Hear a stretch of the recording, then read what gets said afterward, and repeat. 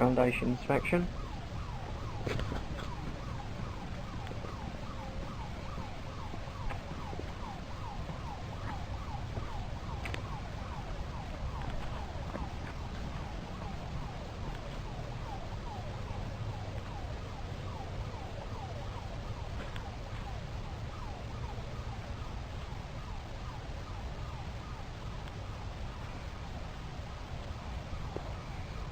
There's a little bit of erosion here at the front left elevation, and you can see where it's eroding away the ground of dirt from the foundation, and it looks to me as if there's a gutter overrun. Maybe the gutters are blocked. There's some trees here and maybe blocked. We'll be looking at that later, but we have erosion at the front left elevation.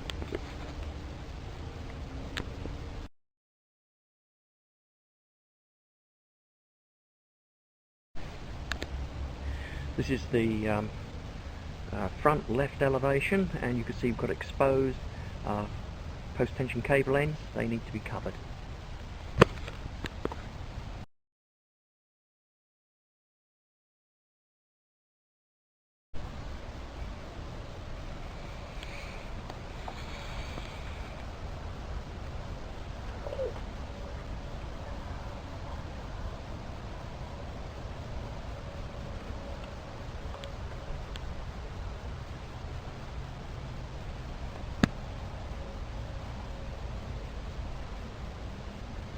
So there's exposed post-tension cable ends along the whole of the left elevation.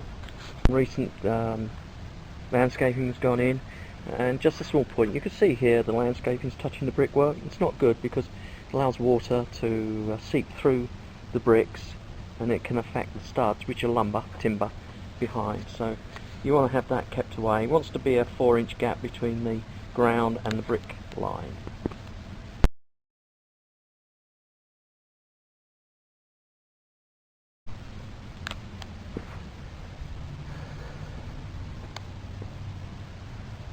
The right elevation of the property.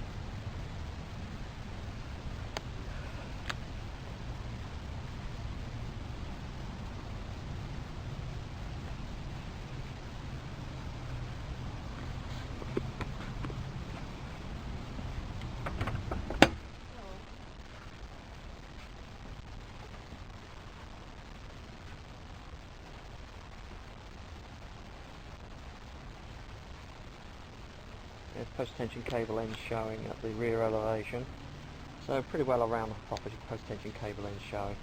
They need to be covered. It's very simple. You cover them with a waterproof mortar. It's called Pargee, and that protects them.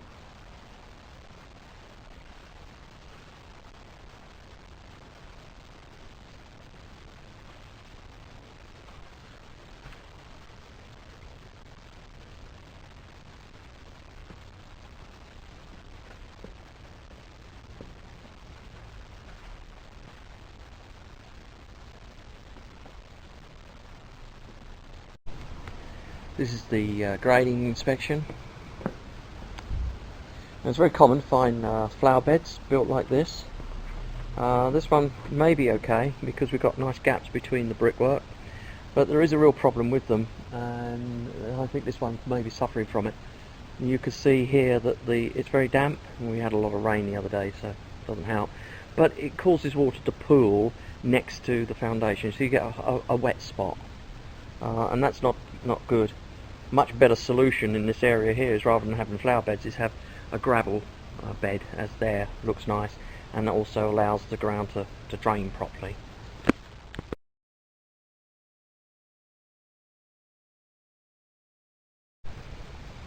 Okay, overall the grading is correct, but the addition of these flower beds here has cut the swale. The swale runs along this line here. If you look carefully, you'll see what I mean. You can see that there's a dip from the back and a dip from the front, and that's the swale. That's actually intended to be there, and that's now missing because of this. It works out as to be a dam. I recommend that easy to do. You just split this into 2 beds and make sure there's a channel between the 2, so water runs off freely in both directions.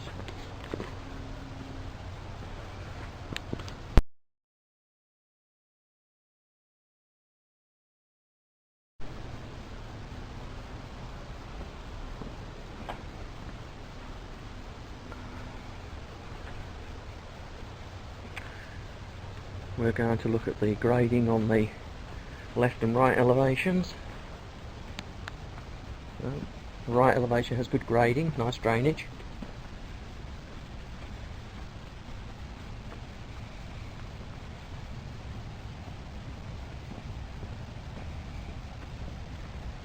Front elevation has good drainage. Now all the way around the house there's lots of trees. Trees consume considerable amounts of water and they affect foundations. These trees here will take a lot of water out of the ground, and that is very bad in drought times, and we've had droughts at the moment, and so I would recommend a lot of these trees are cut back as much as possible. Certainly keep the canopy of these other trees here trimmed as much as possible.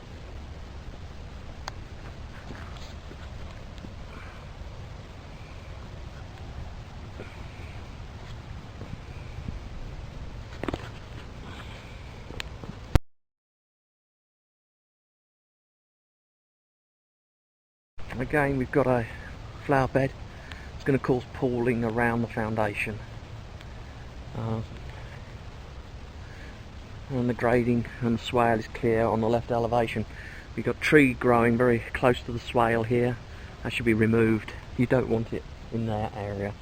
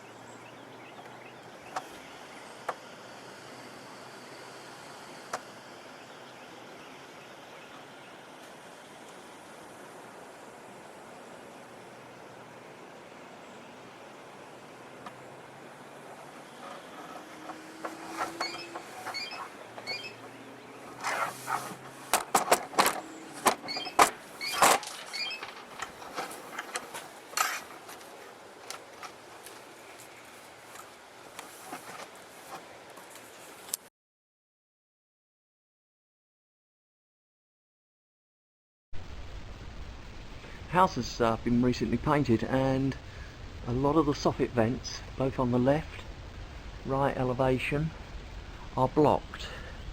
They need to be opened up to get the proper airflow into the attic necessary to cool the attic in the hot summers.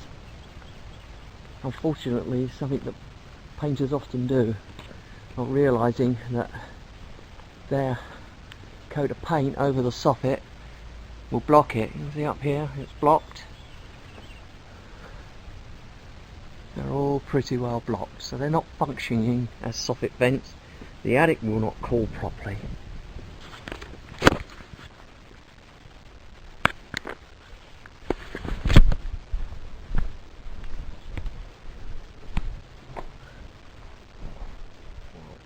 There's one, two.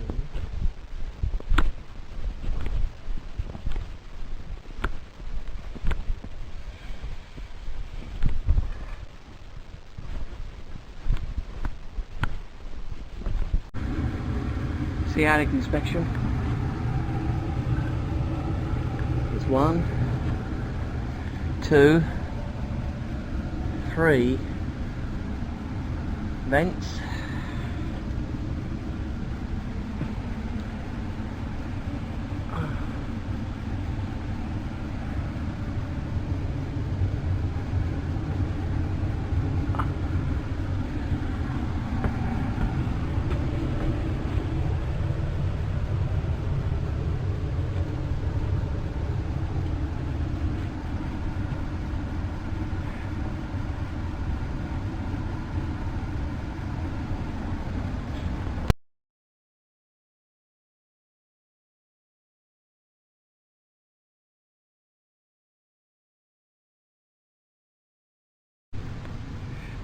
This is the metal pipe serves the chimney, and there's evidence of water penetration at the chimney cap. You can see staining of water. It's all the way around it, even up here on the top here.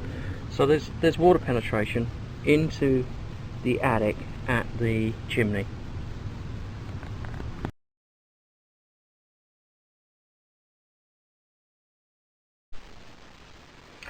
There's evidence of water penetration in this area here of the fire, and we see the damper here. There's the chimney. I'm at the rear elevation. We're doing the wall inspection. We have a steel lintel here, and you can see the settlement in the corner. This is the rear left elevation by the patio. I've got a settlement crack here, quite minor, but it's there nonetheless.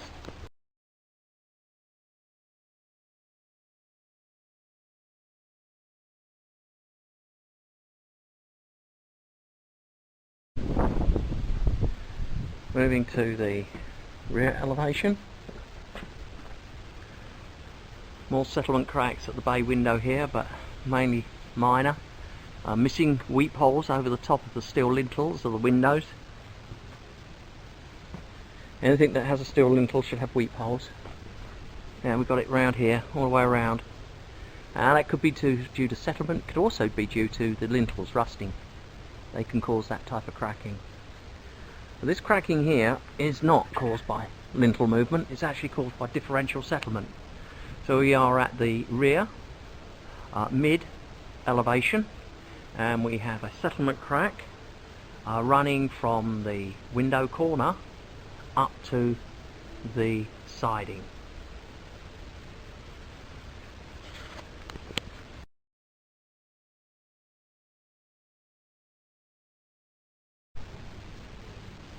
I'm standing at the right elevation of the property.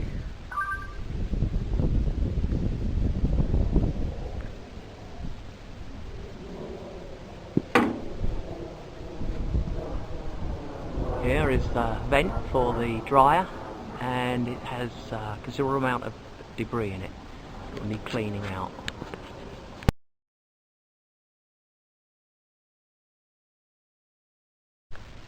We're standing at the front elevation. You can see there's a crack up there, settlement crack at the portico.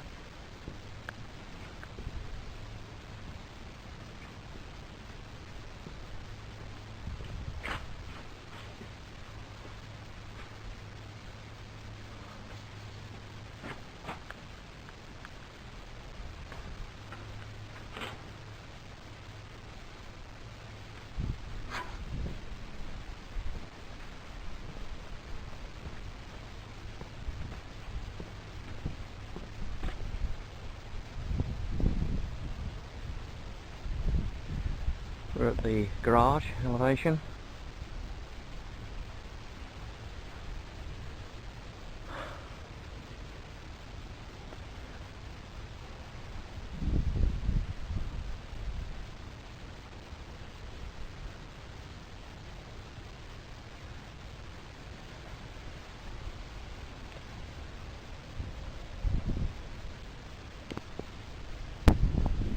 I'm standing at the left elevation of the property, and this wall here is the garage. Here's the slab for the garage. The garage itself is sinking at the front here. It's actually going down. We've had a lot of drought recently, and over time the foundation has started to settle as the ground has shrunk beneath it. But this has gone quite a way, and you can see here we're looking at the expansion gap, and you can see the expansion gap is cracking and opening up. It's much wider at the top than it is at the bottom. It should be the same width all the way up. Here on the brickwork we have a step crack running down the wall. What is actually happening is the forces from the garage as it sinks are being transmitted into the wall here, and as a result it's causing that part of the wall itself to crack around here as the whole foundation settles. Now further evidence to settlement is given here at the corner, where you could see up here you have a parting of the trim board.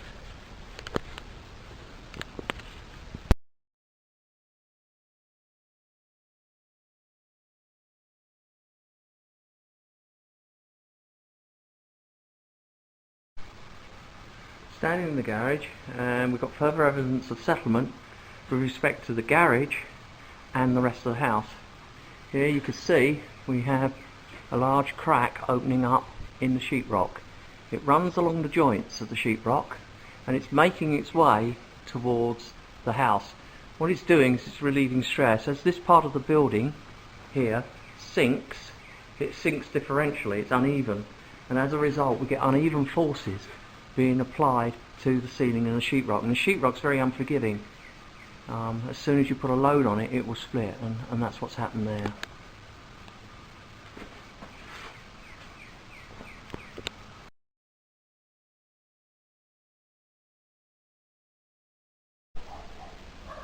Door inspection.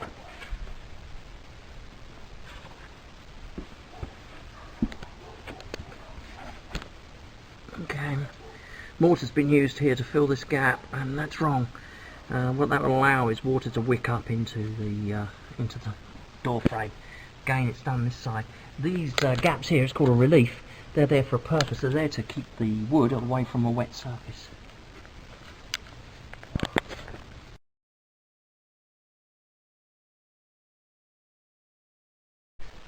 There's water penetration at both left and right hand of the door frame of the front door. You can see it clearly here, and that needs to be investigated.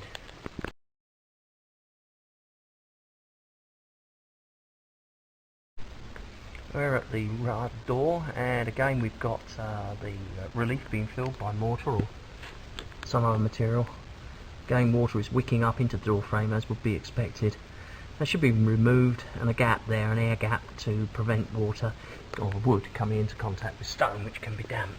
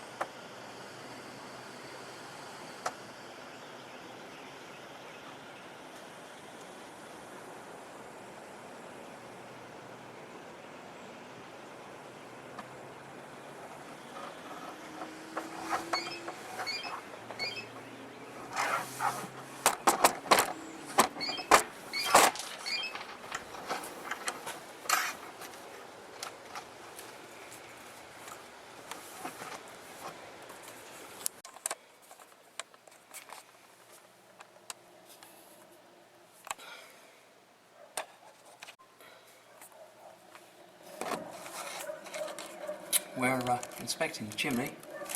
I know from being up in the attic that we've got a leak in the top of the chimney. I think it's also penetrating down here because there's some damage.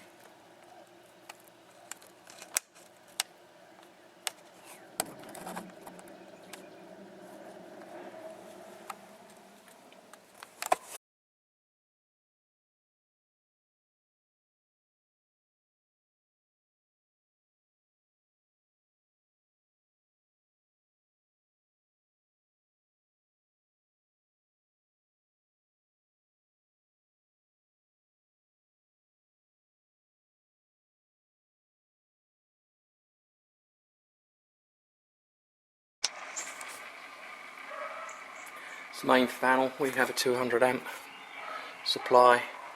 We have a breaker here. It's 15 and 13. Breaker 15 and 13. It appears to be GFCI, but it's tripped. It's not working at all. Oh, perhaps it is. Yep. No, that's intermittent. Yeah, it worked then when I tested it.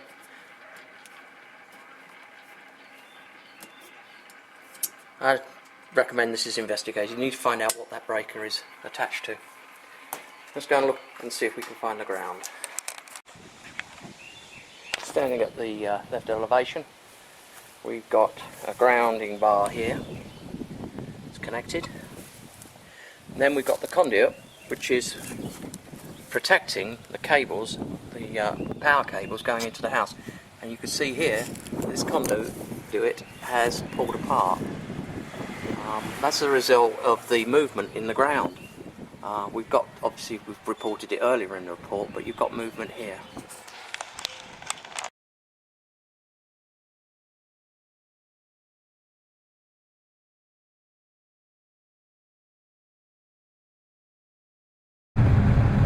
Furnace is burning.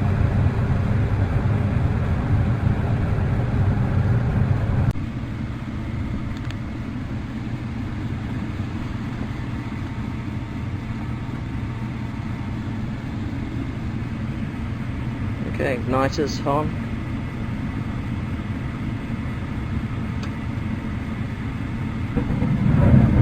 Gas is ignited.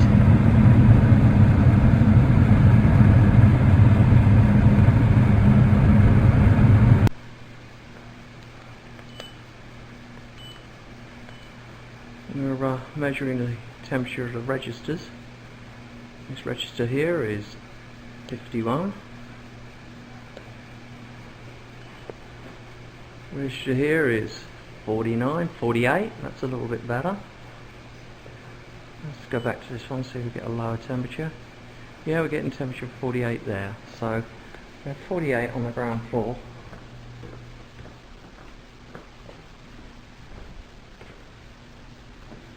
And we have 63 on the return register on the ground floor.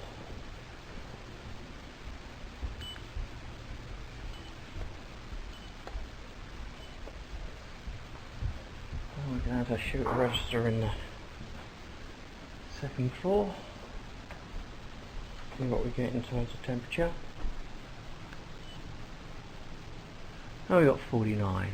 No, it's dropped to 48. That's even better. 48. And the return air. Oh, the return air is behind the seat. And we have 61. A number of the registers on the second floor have a lot of dirt and dust. Indicates that there's unfiltered air being drawn into the system. Could happen here, either here at the ducting, or and the register, or somewhere else in the ducting. But it does need investigating because you're getting dirt and dust accumulating on the ceilings here. This is the water pressure test. You can see it's slightly over 80 pounds. But that's an unreliable measurement because this meter, which is very typical of what most home inspectors use, is only accurate plus or minus 5%. So 5% of 80 is 5/8 of 40. It's about 4 degrees. just over 4 degrees either way, and so it's probably perfectly okay. As I say, at the moment it's just over 80, but the measurement, the instrument itself is inaccurate to plus or minus 4 pounds of pressure.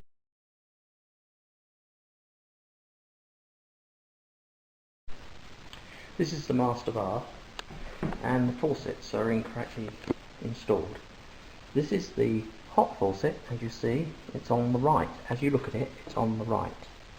This is the cold faucet, it's on the left. Left should always be hot. So as you look at your faucets, always the one on the left hand side should be hot. It's not here, it's cold, so it's hot, cold, reversed.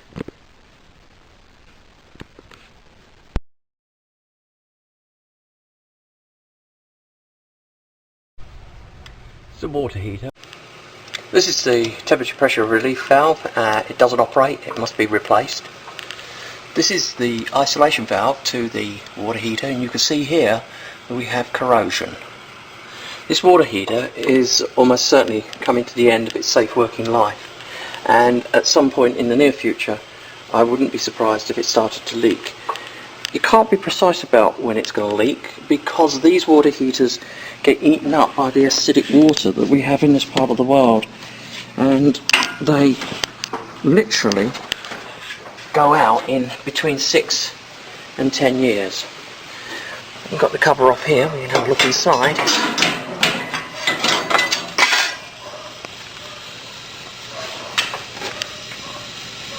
There's a burning flame, it's yellow. It's bluing up now, that's better. That's okay.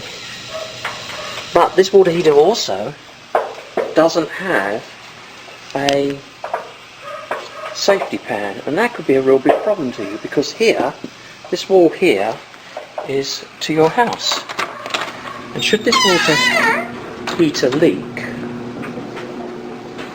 it's going to leak into the house itself and it will flood the floors. It will easily take out the wooden floors.